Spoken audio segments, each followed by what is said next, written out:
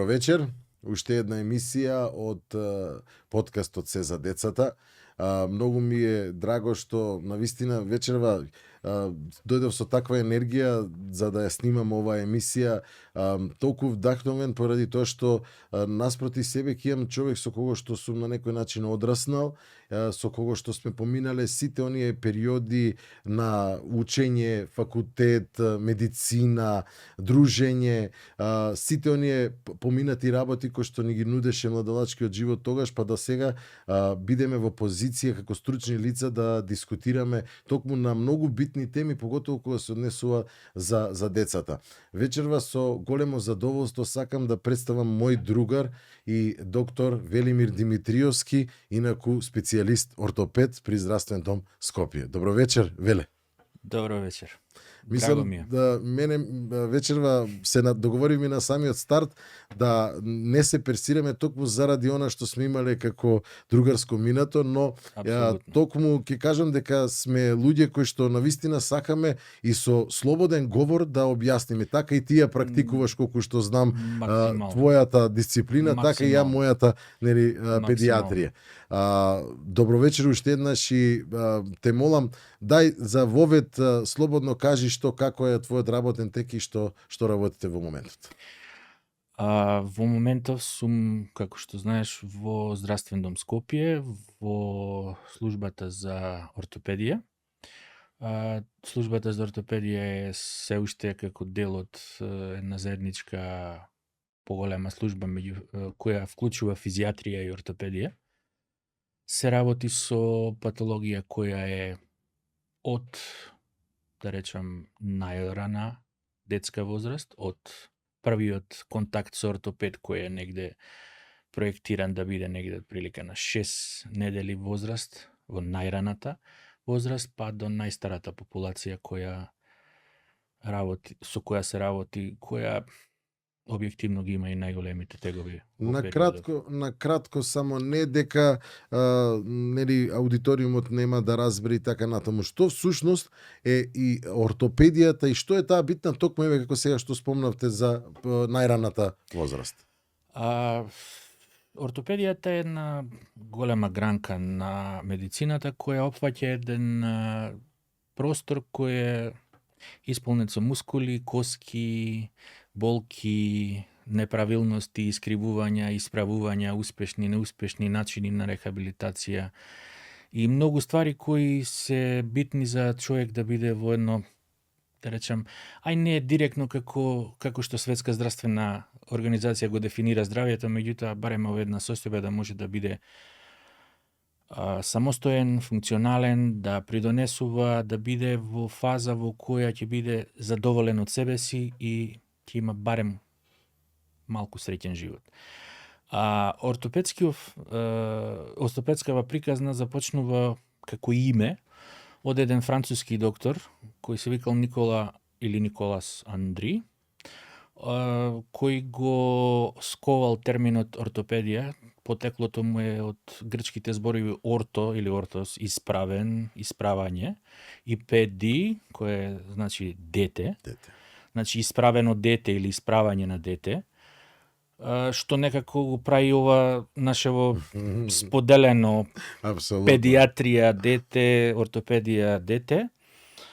И првпат е тоа склопено негде 1741 година. Истиов французин го дал и изгледот на ортопедскиот амблем, односно на ортопедско дрво, и тоа е негова работа, иако човекот бил примарно се занимавал со паразитологија, делот на предоците во паразитологијата му се должат исто нему. Така да, од тука почнува именувањето на предметов како ортопедија, на дејството врз мускулоскелетниот систем. Поминува низ многу фази на развој ортопедијата, кај што брилијантни умови допринесуваат да се направат некакви продори во третирање на состојби кои без таков пристап ден денеска може би биле некој предизвик. Би го спомнале во однос на една голема промена во целината бил рускиот воен лекар Пирогов, кој сватил дека гипсот може да се употреби за бандажирање, односно за имобилизација. И тоа значило голема промена негде во 1800 и некоја година. Голема промена на бојното поле. Понатамо, нешто што мене конкретно ми е дел од она што сум го учил во тек на специализацијата, односно артропластиката. Сер Чарнли, британец, кој е авторот на протезите за колк. Тоа се некои такви точки во развојот на ортопедијата кои секој што се занимава со мускулоскелетниот систем си ги знае, си ги следи, си ги прати, ги обележува, ако ништо друго во себе си спомнеш. Денеска е денот на Сер Чарнли, денеска е денот кога се започнало со одредена друга ситуација и се наоѓаш во некоја позиција кај што ако си ја сакаш професијата, пак морам да кажам, Апсолутно. Мислам дека луѓето што се занимаваат со ортопедија си ја сакаат. Затоа што имаме доста колеги ортопеди, нели, кои што така работат. Да, во генерацијата луѓе кои се успешни. Много, убава, барем гледаме успешни кои се успешни во струката, кои се успешни во она што го работат редовно, представуваат бренд, име и во секој случај влијателни се. Имам едно прашање, ќе го оставам за крај, тоа е за правецот во еднината, ама тоа ќе подискутираме од кој ќе го разработиме и тоа. Мислам дека тоа би се вклопило во оној дел кога ќе сакаме да кажеме што навистина мислиме за понатаму, што и се нашите предлози како е таква и успешна генерација. Апсолутно. Правилен раст и развој, кои се потребите на децата, предмалку спомнавте уште на стартот на нашиот говор. Кои се тие, докторе, интервали во кои што вие како ортопед препорачувате за да бидат испочитувани од страна првично на родителите, нормално пошто детето не е способно сами, јас стално го кажувам тој и од моја гледна точка како доктор кој што работи со менталното здравје на децата. Кои се тие интервали кои што треба навистина да бидат испочитувани од страна на родителите за детето дојде на првичен преглед кај вас или поточно да го кажам, например да кажеме кои се проблемите со што доаѓаат например за кај вас? Интервали постојат за да се испочитуваат, за да може да се да речем да обезбедиме дека она што може да го коригираме, да го промениме, да го пресретнеме во диагностиката и во сите други работи кои ги правиме за да спречиме неодредено заболување, да го коригираме тоа што се случило веќе, кое е забележано или незабележано од родителите. И ги има од најрана возраст, значи од она што се советува уште во родилиште дека бебето мора да направи некаква, да му се направи на бебето првично ортопедско проверување, односно да се направат некои прв преглед. Прв преглед кој се случува во родилиште генерално, тоа е она што е најпрвиот контакт на нашите најмали пациенти со ортопед. Тоа е тој преглед кога се проверуваат движењата на зглобчињата, кога се генерално се рефлекси, сите други работи кои предизвикуваат да заклучиме дека детето има добар старт, дека има добра позиција на колкови, има едни манипулации кои се викаат палмен и ортолани, врз основа на кои судиме дали колкот е добар, дали е луксиран, дали е луксабилен, дали е лабав или е соодветен. Понатамо следната етапа, следниот термин за поглед за контрола кај ортопед е сонографскиот преглед, кој се препорача да биде негде од прилика околу меѓу 4-та и 6-та недела на возраст, од најраната возраст, кога се прави првичната иницијална проценка на состојбата на колковите на новороденчето. Се прави по методата на граф кај нас, го работат колеги кои тоа го научија од различни извори, со присуство на светски конгреси, на едукации, се работи методата на граф, која е во реално време прикажува позиција на колкот во ацетабулумот.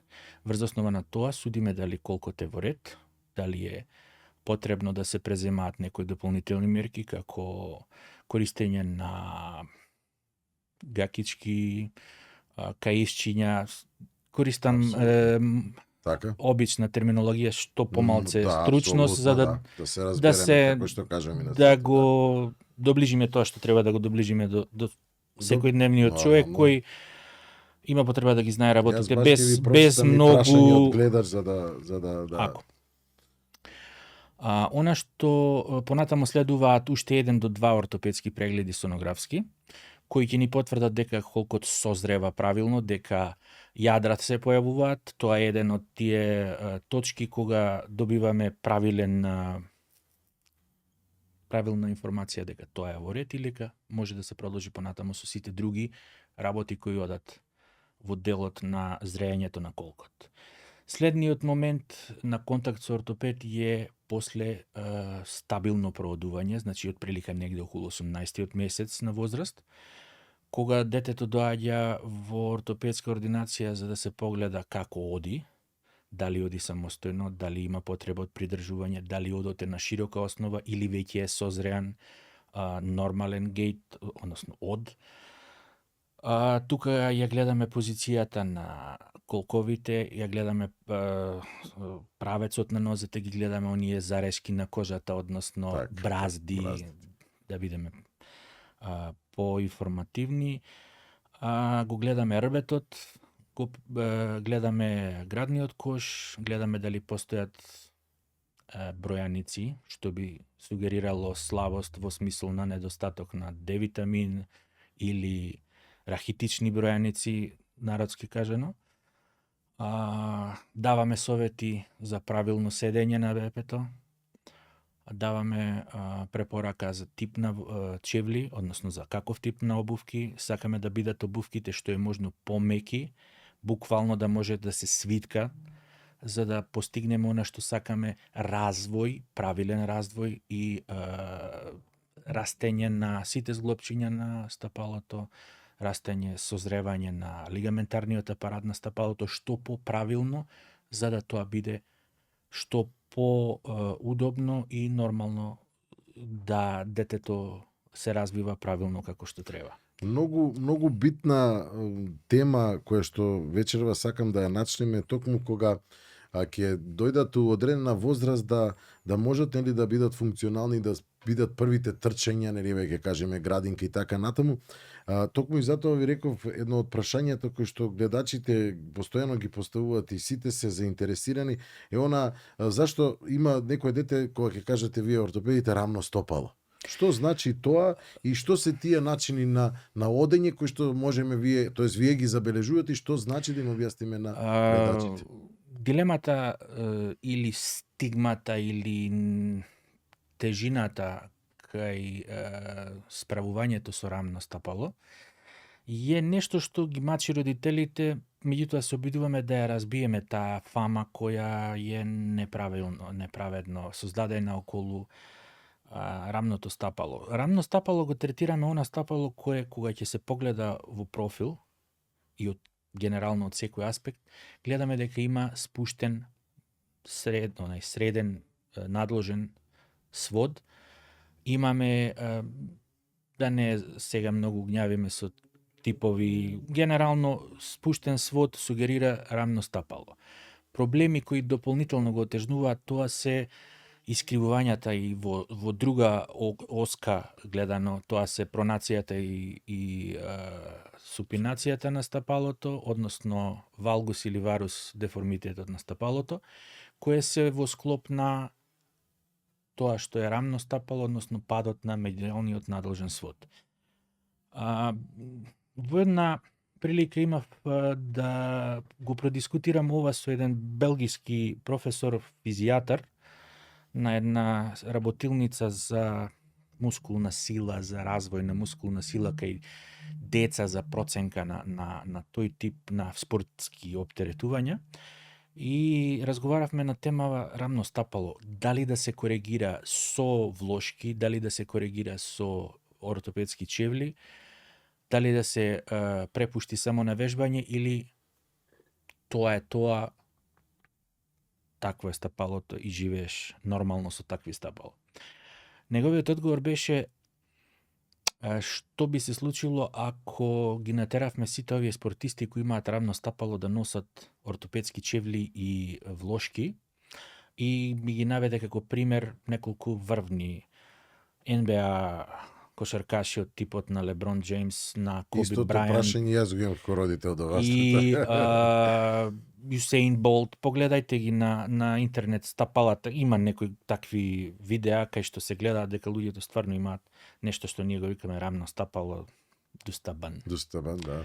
Народски кажано. И сега дилемата е дали нешто е измеѓу вистината е таму негде измеѓу во сите тие работи, но се соочуваме со ситуација кај што децата кои ќе дојдат во ортопедска ординација на преглед за рамно стопало, добиваат совет што да прават, родителите добиваат една комбинација на совети кои понекогаш често и се забораваат, и затоа јас се обидувам да ги напишам на хартија, односно да добијат извештај во кој пишува дека треба да се работат корективни вежби, да. корективни вежби за стапала, корективни вежби за рбет. Дури се обидувам и да им дадам пример на видео на YouTube кое од една страна се борам против таков тип на работа, ама некогаш е неопходно да се сугерира. Особено кога си го погледал тоа видео и кога тоа што се нуди натре како информација е баш битно, тоа што треба да е скратено, обработено, коректно, за да може да се перцепира како што треба и да се сработи, да го добиеш она што сакаш. И сега начинот на вежбање зависи од детето и од родителот. Рамното стапало бара вежби. Има преку 30 типа на вежби кои се користат за привикнување за будење на стапалото, за вежбање, за развиток на тоа. Негде успева, негде не успева. Вистината зошто негде успева, негде не успева може да се бара во ревностноста на вежбачот, на родителот, колку родителот е спремен да го подсетува секој ден детето кое секако на возраст од 4, 5, 6, 7 години други приоритети има. Абсолютно, да. Да се игра со другарчињата, да излезе, се надевам да излезе. Дај Боже, да прошета, да вози точак, да не биде врзано за некои други средства кои ќе ги искоментираме, се надевам понатаму во муабетов, затоа што неопходно е движењето да биде запазено во секој формат. Значи, без движење нема никаква промена на тој дел од стапалото. Користењето на влошките е од друг аспект поедноставно, затоа што влошката може да влезе во секоја патика, во секоја чевла, во секоја чизма. Советот е да се извади оригиналната влошка и да се стави направената. Така. Има многу различни видови на влошки, да не сега навлегуваме во нешто што Мислам, доктор, дека е корисно да спомнеме и од каков материјал да бидат направени така натаму. Има бидејќи спортистите, тоа родителиве што се со деца спортисти, навистина ги има низ градов на неколку места каде што се изработуваат, изработуваат генерално од силикон, одозгора се со кожа, тоа е многу битно да кажеме. Веројатно во основа треба да бидат изработени по плантограм. Мојот совет е да бидат по плантограм, да бидат индивидуални влошките, кога може да се направат, кога може да се добие таква услуга, затоа што тоа дава подобар исход, подобар резултат, подобра комплијанса и подобрување на состојбата. А од друга страна ги имаме ортопедските чевли кои се тоа е што е. Тоа е еден вид на калап во кој го ставаме стапалото со сите негови мани.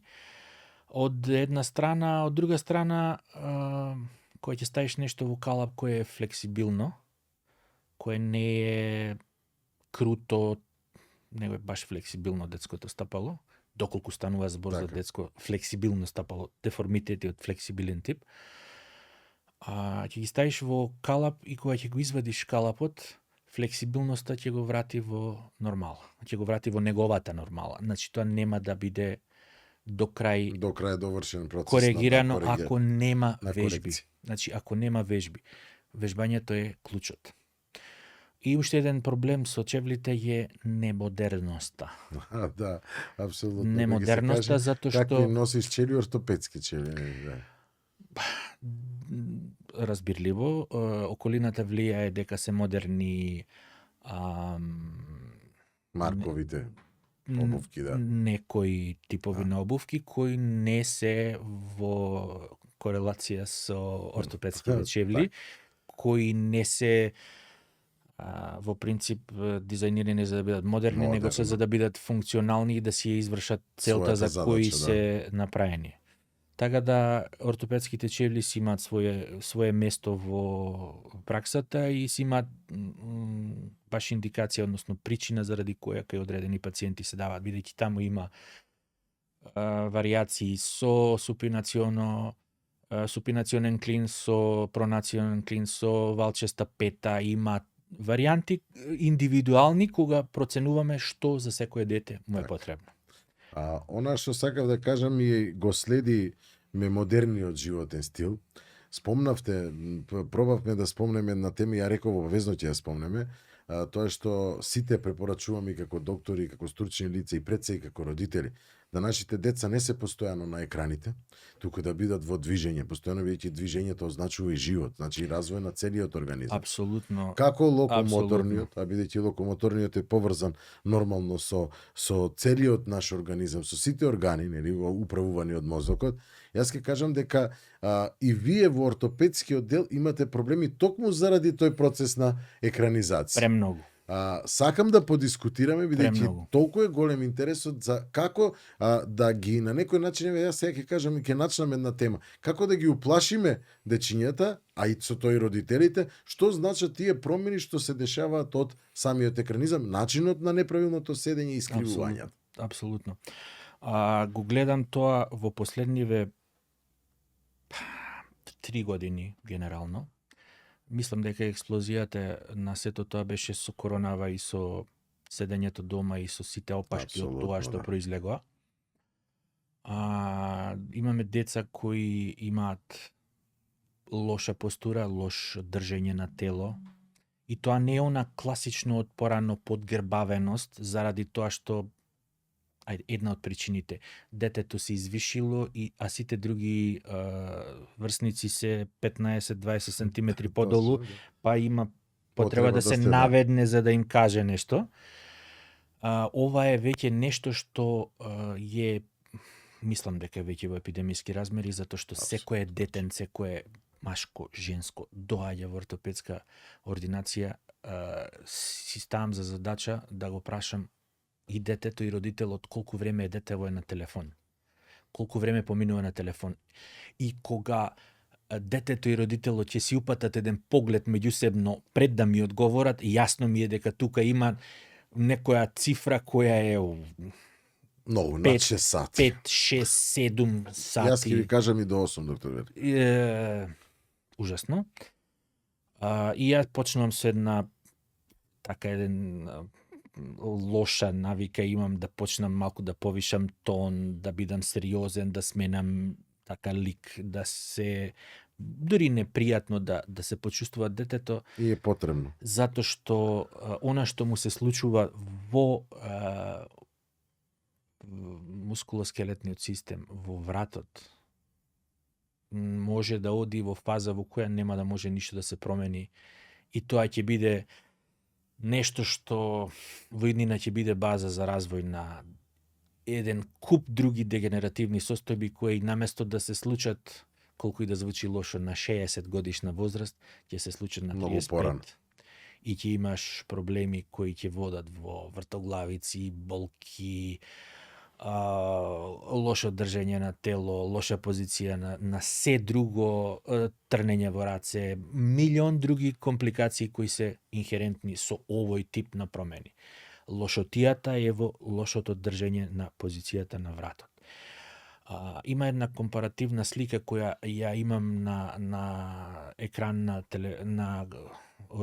компјутер, кога секое дете го викам да дојде да ја погледа, да види, направени се 4-5 глави и вратови и компаративно се стаени една до друга и пишува на секоја кога има 0 степени, правилно држење на вратот, кога е запазена таа вратна лордоза, велиме, односно вратно искривување, физиолошко искривување на она што е нормално држење на вратот. Кога имаме некои наги под 10 до 15 степени, значи кога веќе одиме малку нанапред со главата, имаме телефон и понатаму телефонот ни условува да го смениме напред и сега споредбата е во однос кака е тежината на главата.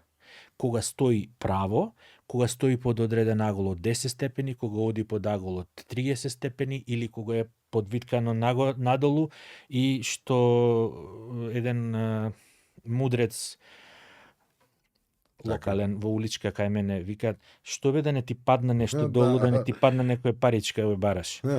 А уствари она е во суштина лошата позиција и кога детето е со главата кон телефонот напред, навртен, тогаш главата тежи врз мускулатурата како да има 30 до 40 кила.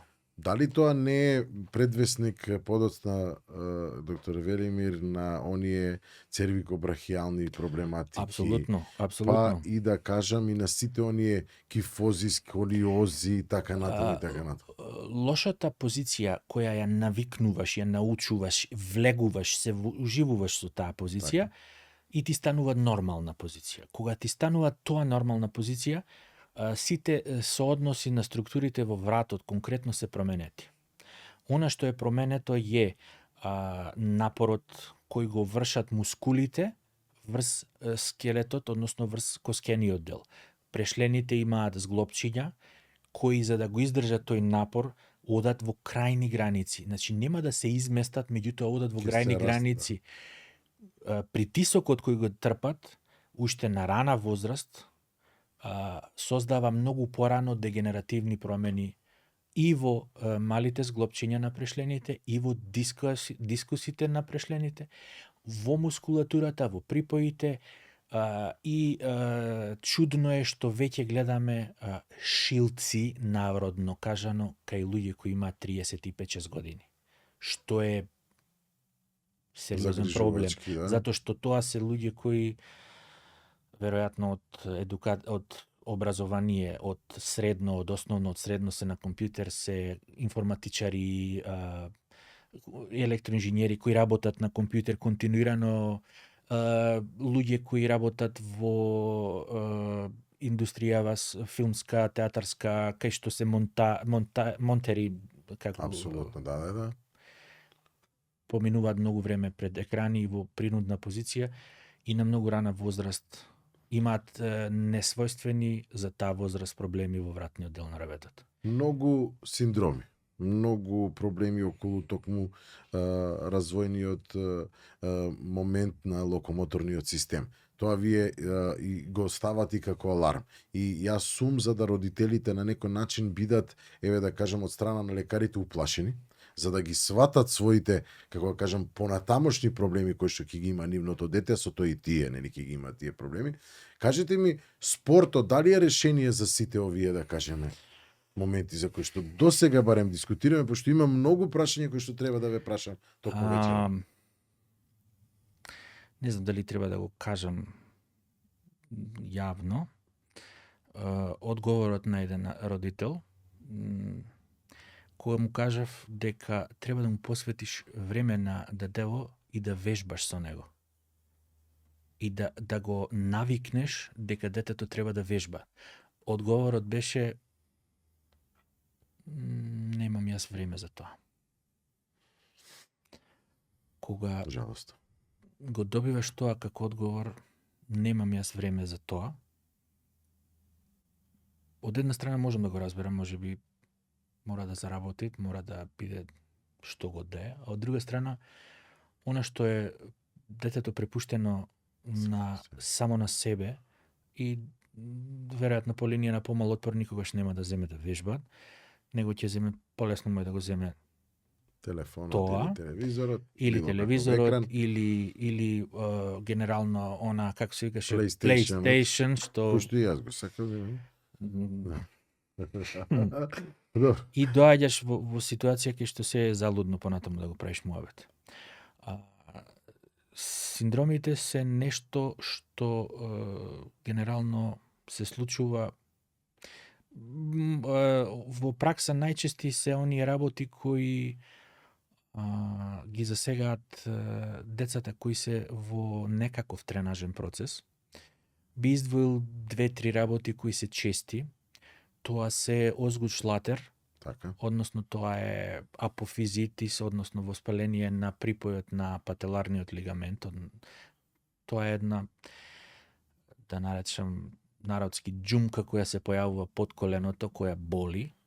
Децата пријавуваат дека ги боли или во тек на крајот на тренингот, или после кога ќе стигнат дома, кога ќе се релаксират, тогаш боли. Што се случува? Станува збор за воспаление на место на припој на тетива, која е силна мускул, која е силна врска која го закачува мускулот за коска. На тоа место има еден спој помеѓу коска и тетива. Кога имаме дете во развој кое е на возраст во која има интензивен развој, условено од генетика, од околина, од се друго, коските растат со едно темпо, мускулите растат со друго темпо. Коските се побрзи, мускулите се поспори. Мускулите се силни, коските се исто така и наетчи и тераат. Но тука се ева конфликтот. Кога имаме деца во тренажен процес, често недоволно посветено внимание на вистински начин на тренирање, на се она што е потребно за да се добие мускулна сила, мускулна компетентност, мускулна кондиција, се случува да мускулот влече на местото каде што е припојот и да се јави таа реакција, односно тоа воспаление, кое е манифестно на коленото како озгучлатер. Тука е авторот кој го опишал. И тоа е нешто кое е работа која децата одреден период и го кријат. Се плашат да го пријават на родителите, делумно заради тоа што родителот има некакви очекувања од детето. Да. Се дига хајп, некоја тензија се прави, сега ти ќе бидеш новиот Меси, ќе бидеш новиот Лазаров.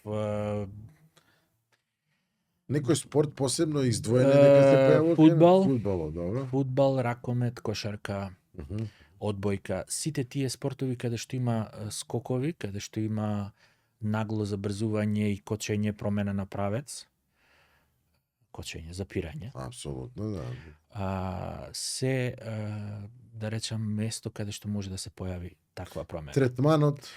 Генерално, ова не е состојба која ќе ја лечиме со лекови, него е самоограничувачка, треба време да помине, да се смири тоа воспаление и да се заборави дека постоело. Обично се препорачува месец и пол поштеда од интензивни. Ова ми е прашање токму заради родителите, нели, да не фаќаат паника, бидејќи тоа и беше едно од прашањата. Значи, да не се препорачува да се поштеди детето од интензивни спортски активности. Значи, генерално јас препорачувам доволно пешки да одиш, е сосем окей, немој да трчаш, тешко е со дете да се разбереш, немој да трчаш. Меѓутоа, ако доволно пати го повториш и му кажеш вистински што би добил, што би изгубил, зашто би било добро да заврши за месец дена целава приказна да може да се вратиш во тоа што сакаш да го работиш, отколку да се смири сега, пошто ти ќе бидеш мирен недела-две, па ќе се смири, па после ќе форсираш после 2-3 месеци, па ќе се вратиш со болка, бидејќи се случува да се повтори ако не е доволно добро зацелено тоа. Дали може да се случи, еве сега токму и тоа прашање ми доаѓа да биде поставено, дали може да се случи некаков вид на кинење, стигнување, шинување или некаков си прекин на поврзано со ова како озгучлатер не. Тоа е нешто што знаете зашто го прашувам ова? Тоа е директно. Да. Го засега припојот на тетивата на мускулот. Повредите кои ги засегаат зглобовите, лигаментите, тетивите се чести, бидејќи повторно децата се деца, се доведуваат и сами себе си и други ги доведуваат во ситуации да се докажуваат дека можат многу работи да направат, па настануваат некои ствари, некои повреди. Понекогаш во спорт, во тренинг се случуваат несакани повреди, затоа што едноставно се оди повеќе од она што може да искомпензира организмот, од она што е истрениран организмот да го направи. Добиваме дисторзии, односно истегнувања, шинувања, оток може да се појави, болка. Најдобро е да се држиме до она што книгите го кажуваат. Иако во последно време се туркаат идеи дека она основна RICE метода, Rest, Ice, Elevation, Compression, дека е веќе надмината. Мислам дека додека се држиме до тоа дека нема да излеземе од основните принципи на медицината, ќе завршиме работата. Секогаш во иницијалната фаза на повреда е добро да се стави ладно, не топло, затоа што топлото може да направи дополнителна вазодилатација. И да направи уште поголем оток. Поентата на ладното е реактивната хиперемија. Со реактивната хиперемија првично правиме вазоконстрикција, односно се стегаат крвните садови.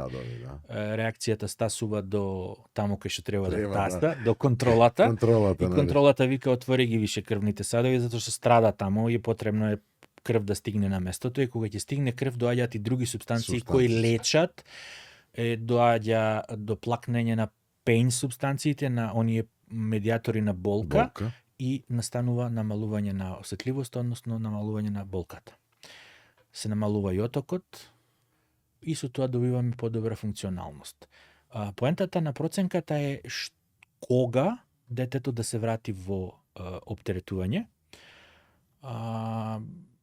Многу често се прескока моментот на физикална терапија, на рехабилитација. Имам став личен мој дека секоја повреда заслужува рехабилитација и комплетно и со правите методи, односно она што кај детето е битно, тоа е кинезитерапијата, за да можеш да го вратиш. За да го вратиш назад. Во нормала.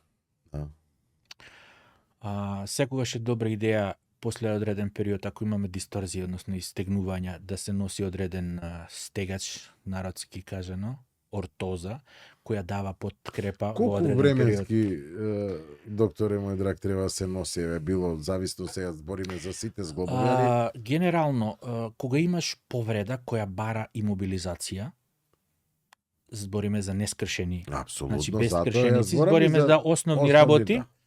Кога немаме скршеници, имобилизацијата може да биде 7, 10 до 14 дена, во зависност од интензитетот на силата која делувала, во зависност од повредата, во зависност од манифестна ситуација. Дали имаш оток, дали имаш подлив крвен, дали има гребаници на кожата, сето тоа е многу битно во имобилизацијата. Постојат имобилизации со лонгета, значи на класична гипс на лонгета, па се отвора, се завиткува со завој одозгора. Има сега пластичен гипс, пластичен гипс, тоа е оксиморон, ама пластичен гипс го викаме, да е од пластиката, но и тоа е начин како да се имобилизира. Постојат и нормални ортози кои служат за имобилизација и постојат ортози кои служат како заштита, како подкрепа во период на рехабилитација и во период кога треба пациентот да се врати. Колку време да се носи ортоза кога се рехабилитира пациент, во зависност од ситуација до ситуација. Обично поддршката е кога има оптеретување. Значи, може би понекогаш и 3-4 недели е битно да се носи ортоза кога се оптеретува. Ако имаш дисторзија на скочен зглоб, веќе кога се враќаш во оптеретување, во спортување или во движење, тогаш може да се даде подкрепа. Да. Зашто? И мора да е ограничено, тоа не може да оди до безсвест, затоа што од една страна имаме потреба да заштитиме нешто што е се уште, ајде да кажем ровито, што е свежо со повреда, да го подкрепиме да не биде слободно во движење, да имаме, чека имам ортоза на нога, значи нешто морам да внимавам со тоа. А од друга страна претерувањето во тоа заштитување води во губење на контакт со подлогата на некој начин, да речеме, она што го викаме проприоцепција, која е дел од рехабилитацијата, навиката да стоиш правилно, оптеретувањето на веќе заздравената нога да ти стане природно, да не се плашиш. Тоа децата мора да го совладаат со помош на терапевт. Тоа децата мора да го совладаат со помош на домашните и понекогаш е забавно да се да го свртиш на забава, на смеја. Така, на смеја да се. Тоа еве го ваков, таков, онаков, а од друга страна не треба да се оди во крајности со тие. Како и да е, секоја повреда заслужува рехабилитација, заслужува правилност. За тоа постојат стручни луѓе, постојат физиотерапевти, физијатри и физиотерапевти кои работат со деца, работат со спортисти, има низ градот. Фала Богу. Успешни, фала Богу, и добри има луѓето кои си ја знаат работата. Јас апсолутно имам голем почит кон физијатрите и кон физиотерапевтите кога она што го кажува струката, што го кажува навиката е вистински применето. И дава резултати и кога видиш дете кое е задоволно, затоа што се вратило во она што сака да го прави. Така. Многу ми е драго што ептеме емисијава ја тераме и мора да ги дадеме одговорите. Сепак збориме дека сме и таква генерација која што сака и бара да направи некаков, да кажеме, прогрес од целава ситуација на секаков случај што сме сведоци што ни се случува во ова време. Мора да се направи разлика Мора да се прави разлика. Јас имам прашање за пливачите. Имаме случај на детенце кој што едната од пекторалните мускули или од градните мускули, да бидеме пластични пред гледачите, и е понапред за разлика од другата града. Што во тие случаи, докторе, се прави и што е всушност причината за да такво нешто се појави? Првата и основна работа што треба да се погледа кога имаме таква различност, треба да се погледа работот. Затоа што често во основа може да биде сколиоза како причина за неравномерноста на предниот дел на градниот кош, за неравномерност на ребрените лаци, разлика во јачината на мускулатурата. Во суштина, сите тие работи треба да се проценат и да се искоригираат правилно. Заслужува да ги спомнеме и оние деформитети на предниот граден зид, кои се и не толку чести. Ама да не биде како стигна, затоа тоа се пектус каринатус и пектус екскаватум, значи вдлабнување и испапчување на градната коска. Или пилешки гради. Пилешки гради, да, или вдлабнување. Тоа се две различни ситуации кои генерално имаат потреба да бидат правилно обсервирани, правилно проценети. Кај вдлабнувањето имаме потреба од кардиопулмонална проценка да се види дали штети, односно дали пречи на органите во градниот кош, дали пречи на срцето, дали пречи на дишењето. Од тоа зависи прогнозата во однос на лекувањето, дали треба да се оди со хируршко лекување. Постојат вежби за тој тип на промени кои треба и текако ревносно да се користат. И пак се враќаме назад на вежби и на вежби и на вежби. И лајтмотивот на целиот муабет е тоа дека кај децата најголем дел од овие работи за кои зборуваме можат да се подобрат со вежбање. Ако нема вежбање, нема да се подобрат сигурно. Нема да се подобрат сигурно. Да. Тоа е сигурно. Што е хондромалацијата? Доктор Велимир, хондромалацијата на работа. Да, хондромалацијата е исто една од промените кои ги гледаме во ортопедска амбуланта кога имаме дете на преглед. Па не само дете, и адолесцент, па и млади, како возрастни да кажам, 18, 20, 25 години. Хондромалацијата на патела е најчестиот момент. Тоа е промена, односно веќе, ајде народски да кажам, омекнување, размекнување на рскавицата помеѓу бутната коска и чашката, односно пателата на колената. И причината, пак се враќаме на вежбањето, на недоволната подготвеност, на неправилното вежбање, или од друга страна и другата крајност, преоптеретување, односно преголеми очекувања, пречести надпревари во краток период надпревари, од родители податоци дека детето имало во 7 дена 3-4 утакмици по 90 минути, што за возрастен трениран спортист, професионален спортист е прилично комплицирано, а не за детенце од 9, 10, 12 години кое мислам дека и оптеретувањето не го сваќа на тој начин како професионален спортист и зато се појавува проблемот. Го тестираме со еден едноставен тест кој го викаме patella grinding тест или тест на притискање на пателата. Кога детето и кажуваме да се направи контракција, односно да се стегне мускулот, квадрицепсот да се затегне, кога пателата поминува над бутната коска, значи над фемурот, во просторот каде таа движи, тоа е пателарната бразда, и се појавува болка. Тоа е симптоматично за хондромалација. И она што треба понатамо да се прави е пак физикална терапија, вежбање. Поентата на вежбањето е да се добие мускулна маса во големина на квадрицепсот за да привидно ја подигне пателата во друга ниво, во друго нивелација да има оптеретувањето да биде од поинаква во подинаков авол. Кога од друга страна сугерираме да се користат одредени суплементи кои имаат влијание врз рскавицата, тука доаѓа нешто што е во литературата докажано и е регистрирано како лековито средство, тоа е глукозаминот, кој може да се дава кај деца веќе од некоја 12-13 годишна возраст, да. Кој делува позитивно во таквите случаи, меѓутоа се е повторно до тренингот и вежбите. И тоа.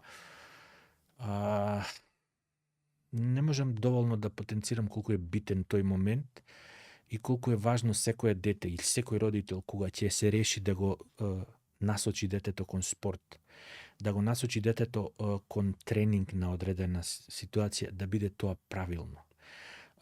Од една страна, никој од тие тренерите не сака да има родител кој од трибина му сугерира што како треба да направи и ги охрабрувам родителите да бидат мирни кога тренерот им кажува на децата како да играат, како тактика.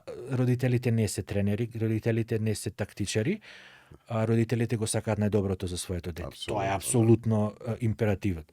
Меѓутоа, во оној простор кога детето треба да се подготви за тој напор, негде тоа шкрипи, отсуствува, го нема, не е правилно спроведено. Тој момент сакаме, јас лично сакам да влијам на секое можно ниво да се подобри. Затоа што добриот тренинг, добрата координација, добрата проприоцепција за просторот каде е детето, ќе даде резултати и нема да биде тоа толку лесно подложно на повреди. Така, сепак мислам дека секој си го има свој дел, дури и тренерите, нели? Ние родителите го трнавме тоа, нормално дека ние мислиме најдобро.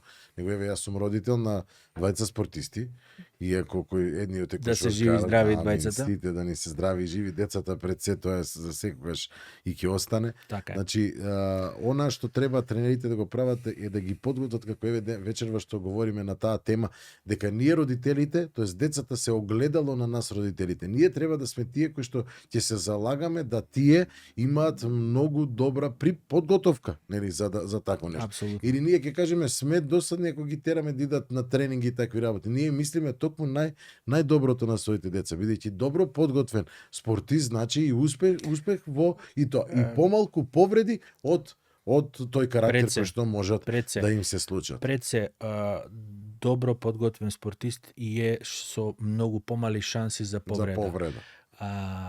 Кога ги намали шансите за повреда, имаш зголемени шанси за успех, зголемени шанси за професионално напредување, за успешна кариера. Генерално спортот е нешто што го гради човекот. И апсолутно го поддржувам максимално секој родител кој сака да му помогне на детето да се пронајде во спорт, да се пронајде во било каква активност која ќе значи промена на летаргијата од седење пред екрани. Точно.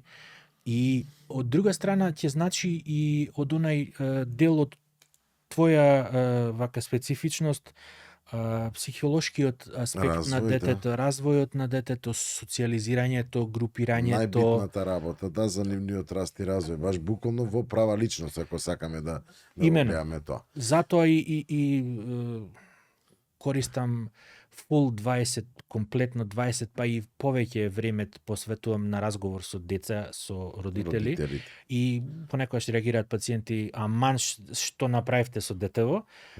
Имам потреба да го искажам своето мислење, да пренесам оно што сметам дека е важно за детето, за да не биде повредено, за да не биде оштетено со таа повреда, да не биде растурен сонот на детето, па можеби и на родителот. Она што може да се направи, да се направи. Токму таа психотерапија со родителите, јас така ќе ја наречам, е многу потребна, бидејќи детето не може се да разбере до на што лекарот, докторот ќе му го каже. Абсолютно. Но родителот мора да ги разбере сите оние работи кои што се потребни за своето дете да биде, нивното дете да биде во ред. Затоа и начинот на кој разговарам и со децата и со родителите ми е понекогаш со повишен тон, со викање, не е викање тоа. Генерално со некоја шега, најчесто на сопствена сметка, за да биде впечатливо. Да биде впечатливо и да го перцепира да се запамти, и да се запамти, да. И кога ќе дојдат деца сега, например, што биле кај мене во ординација пред 3-4 години, сега доаѓаат на контрола и ќе ми ја кажат истата шега, значи останала шегата и ми дават до знаење дека тоа е окей пристап. Барем мислам дека е окей. Дека дава резултати кога одиш во една ширина, го анимираш и родителот, го анимираш и детето, се обидуваш да ги погодиш брановите должини на мислењата, за да можеш да допреш да го пренесеш она што сакаш да го даеш од себе си. Мислам дека идеме во вистински правеци, дека модерниот тек и начин на живење ќе не доведе нас како професионалци да работиме по тој тертип, заради тоа што не е се, нели екранот е прозорец кон светот, ама не е се во YouTube приказите и така натам. Не е, затоа што колку што читам, и како за пример сакав да кажам, се гасат. Се напушта ова интензивно компјутери, таблети, лаптопи и останати работи во оние прогресивни држави во наводници, како што се Шведска, Финска, се напушта компјутеризирањето. Јас ги поддржувам сите овие, дури и нашиве, има одредени личности кои се појавија во нашето општество, кои што алудираат да и дури социјалните мрежи бидат ограничени, затоа што навистина влегуваме во некој правец, ќе го наречам циркулус витиозус или зачаран круг, каде сето тоа што се гледа од социјалните мрежи толку лошо влие, поготово на нашиве деца, на нашиво општество, на нивниот раст, развој, осознавање и препознавање на работите, да отидоме во правец да веќе се запретува со убиства и такви работи. Тоа се тие крајности. Ќе ја поддржам отворено, кажувам, нели, пред јавност, дека отворено ќе ја поддржам таа нели заложба која што се случува во моментот да социјалните мрежи бидат забранети до одредена возраст. Европските држави веќе се напред, во многу држави се забранија социјалните мрежи до 16 на 14 до 16 години. Мислам дека Австралија прва повлече Прва, 15 или прва, 16 години Така. и нешто сега низ Европа има подготовки на закони за тоа. Хрватска исто го следи примерот и така натаму. Се надевам дека и ние, затоа зашто навистина сме многу, како да кажам, подложни на сите проблеми кои што се случуваат од надвор, да први дојдат кај нас и да ги препознаем. Да се навратиме на нашиот разговор и ќе ја кажам ова битна работа што треба да ја знаат родителите, да околу докторе, околу сите актуелности и околу сите битни работи кои што означуваат суплементација.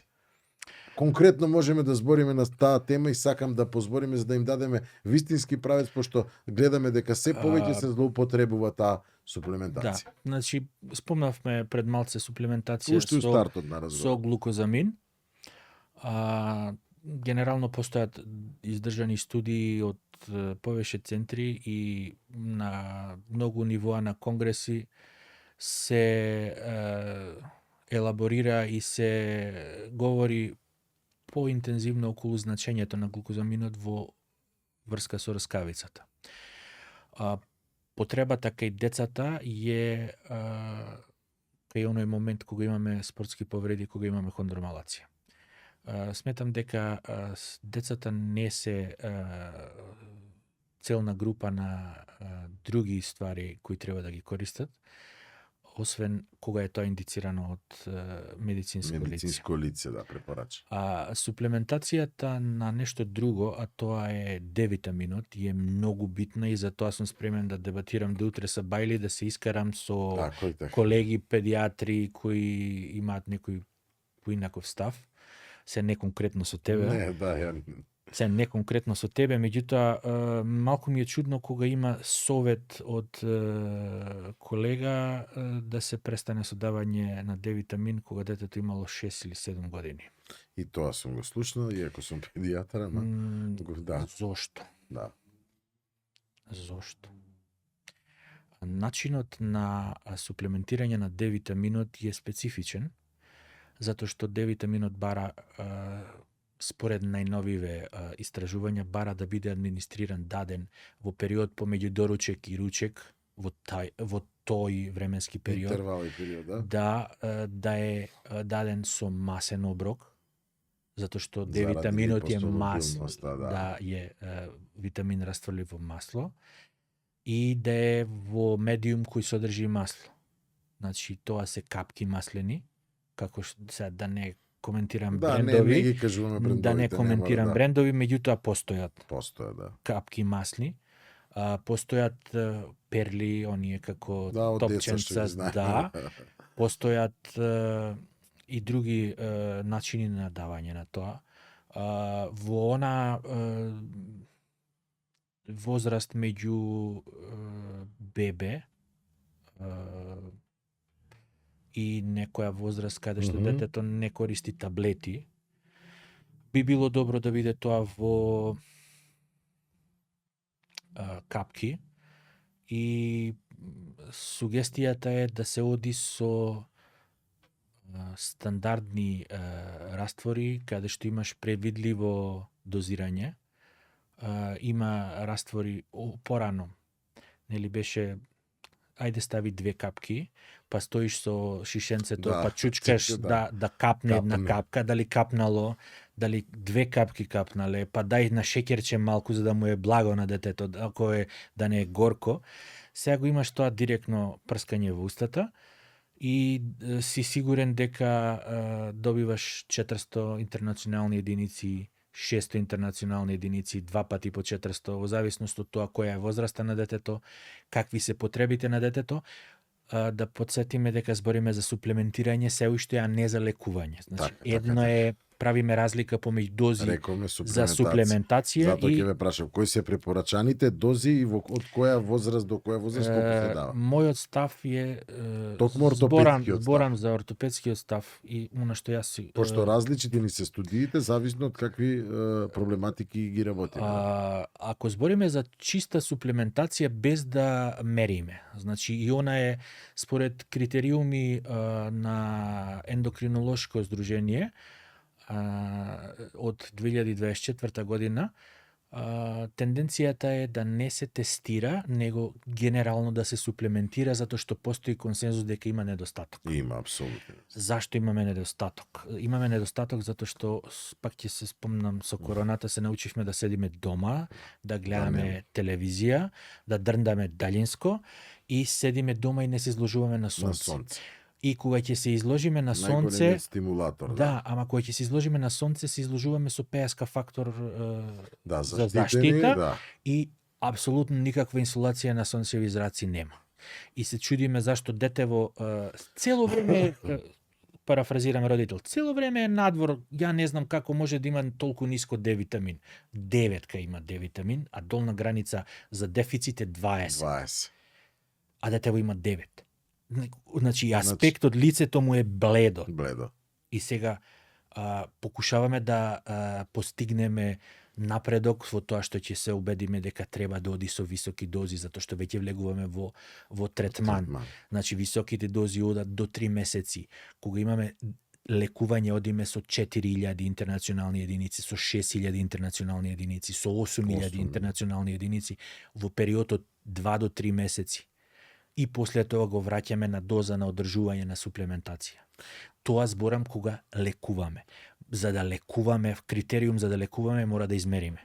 Ако суплементираме, базичната вредност е 400 до 600 на возраст од некои 18 месеци натамо минимум 400 интернационални единици.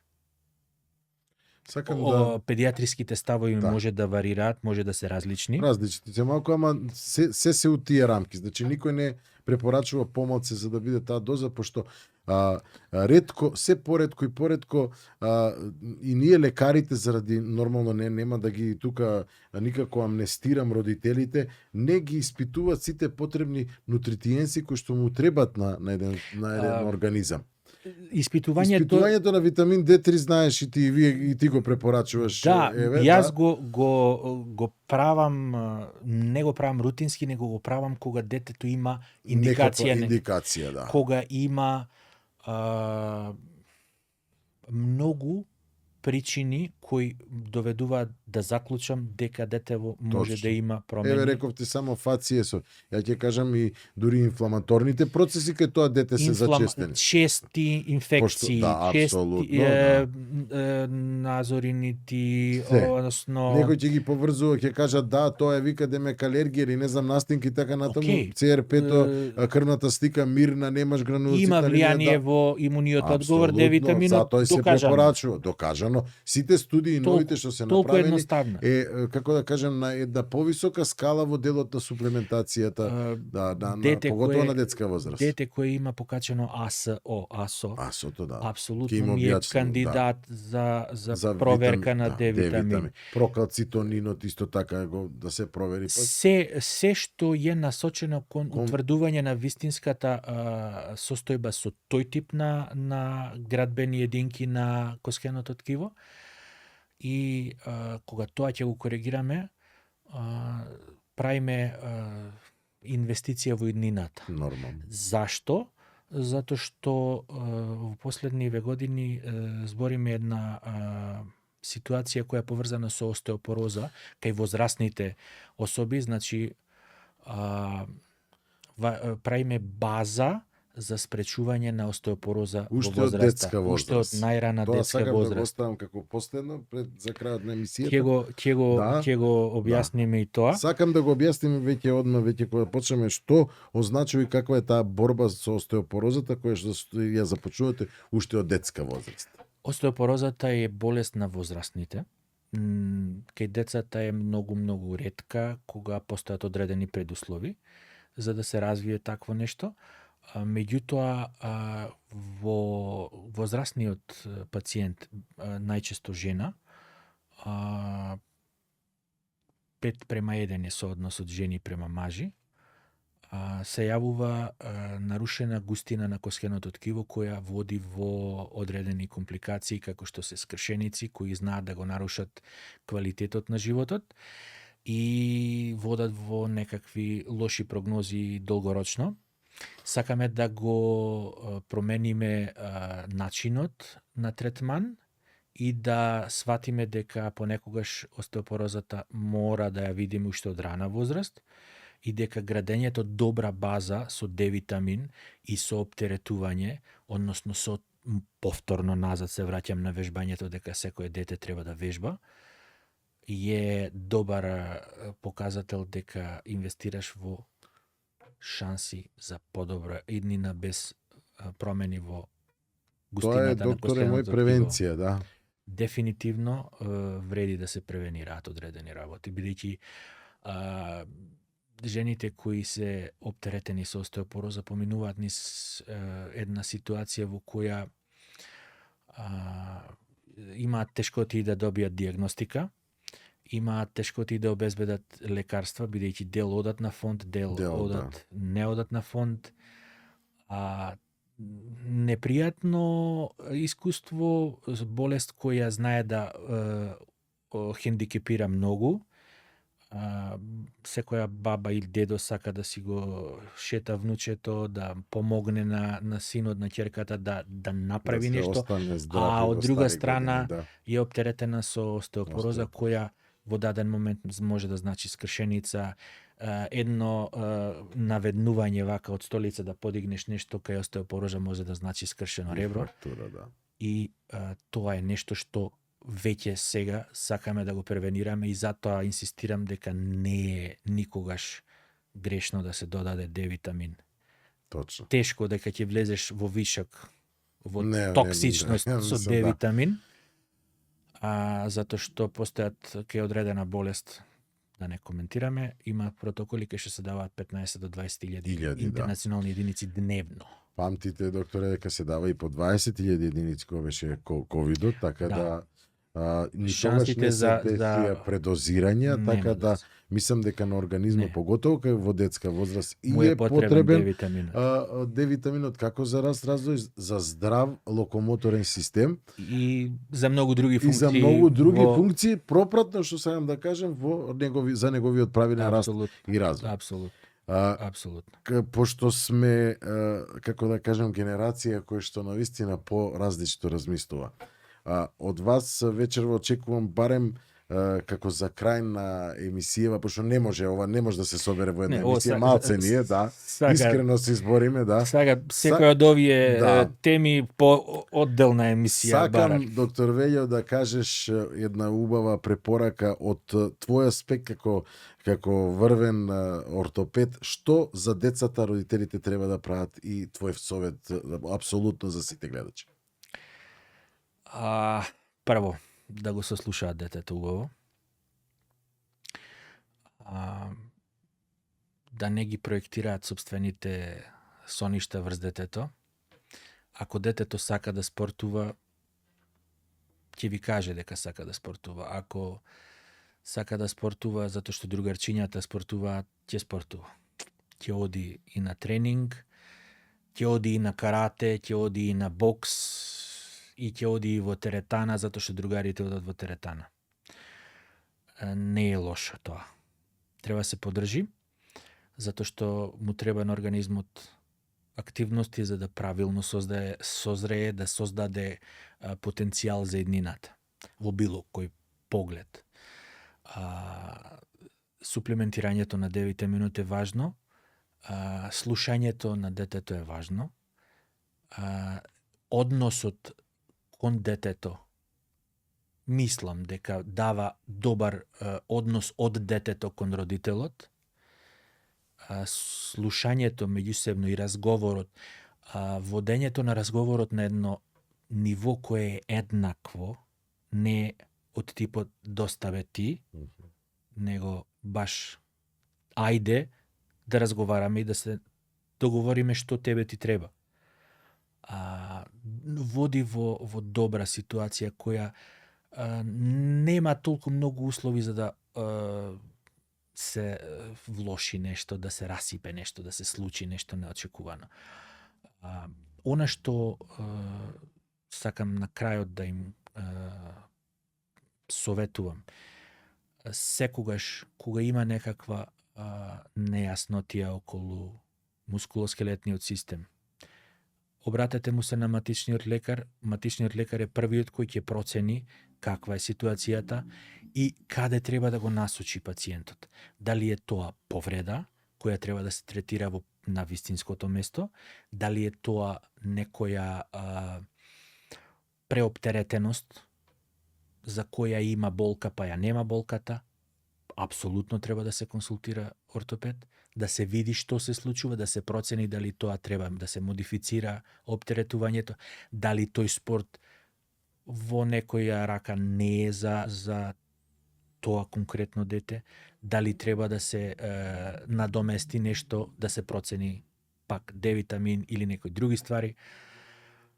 Разговорот е клучниот момент во односот со децата, да се запазат тие интервали кога треба да се појави дете на ортопедски преглед.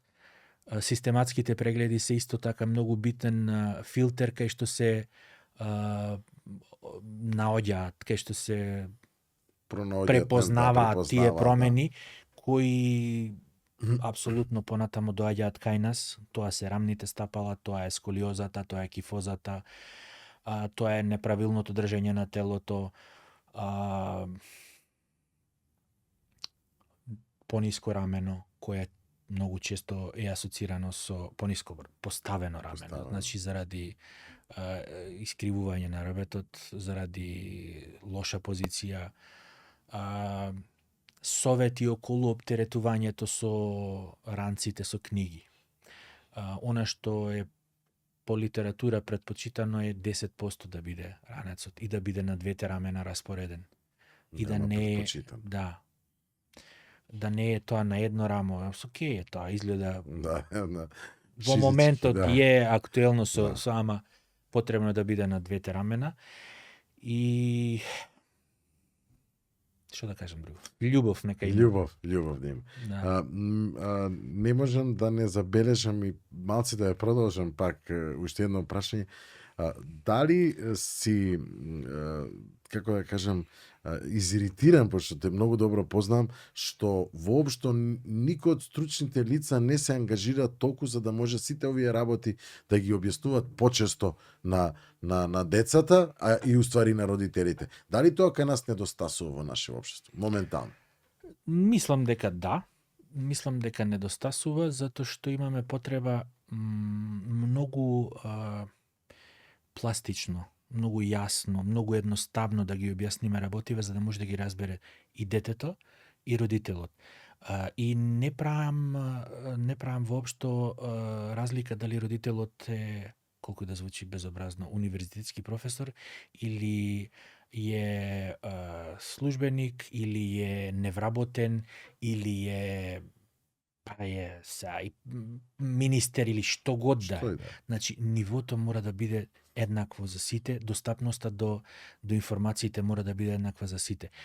Децата имаат потреба од водство за да ги направат правилните избори. Кога можеш да помогнеш, е добро да помогнеш. Кога можеш да посоветуваш, обиди се да посоветуваш, затоа што понекогаш некој ќе рече, можам ја подобро. Океј, може би можеш. Ама барем погледај, прочитај, побарај, денес имаш ресурси достапни за се. Апсолутно. Информацијата е битна работа. Сакам да ти се заблагодарам на ова емисија што беше толку инспиративна, мислам дека фатиме многу теми кои што и е потребно да се разговараат отворено. Бидејќи кажа еден став кој што се сметам дека заради нашиот заеднички тек кој што сме го имали како другари, како колеги кои што го живееме тој период, да ги слушаме своите деца. Многу битна работа е да бидеш со нив на исто равниште и да не биде сето тоа под присила, но со одредена почит да им се стави да разбираат. Мислам дека имаме уште многу теми што ќе ги разговараме и понатаму, затоа зашто од прашањава не може все да ти испопрочитам што се прашања добија, мислам дека се битни, нели, бидејќи се во твоја, иако знам дека си препон со термини, исто како и твојот другар, така да дури имаме денеска имав 27 пациенти во смена. И плюс ни се приоритетните оставени по 80 отприлика, не е битно, ќе работиме, значи во правец да помогнеме на секој неколку кои што се нуждаат од наша помош. Те поканувам, здраве Боже, на уште една емисија, тоа ќе ја направиме, нека помине овој летен период кога што дадовме многу совети токму за и за летниот период. Апсолутно. Ти благодарам уште еднаш на инспиративноста. Благодарам за поканата и ќе го терам и понатаму. Оваа емисија ќе ја одбележам како прекрасна емисија која што беше навистина како разговор меѓу двајца колеги, другари, пријатели, познаници кои што се со многу прогресивни мислења за токму во модерниот начин и тек на живење и воспитување на децата. Ќе кажам дека сите она вечерва што го свативме е апел буквално до родителите да навистина ги слушаат своите деца кога стануваат токму проблемите од карактерот и типот кој што вечерва ги разговаравме, ама всушност добивме заклучок дека ние постојано треба да си ги слушаме своите деца, не да ги на некој начин разгалуваме, туку да ги токму послушаме што се нивните потреби, а со тоа соодветно ние како возрастни да одговориме како што треба. Сепак во животот треба да сме подготвени да знаеме дека се што правиме го правиме за децата. Мојата максима е се за децата и навистина така и останува во едно општество да се ова, затоа што децата навистина ни се тие кои што ќе не наследат и кои што ќе го изградат новото модерно општество, кое што со модерен начин и стил ќе биде вистински и правилно употреба. Благодарам уште еднаш кај што навистина сте упорните како гледачи кои што навистина поставувате прашања и гледаноста на емисијата е во се поголем да кажеме нагорна линија. Уште еднаш ви благодарам за се и добра вечер. Ви посакувам. Се за децата.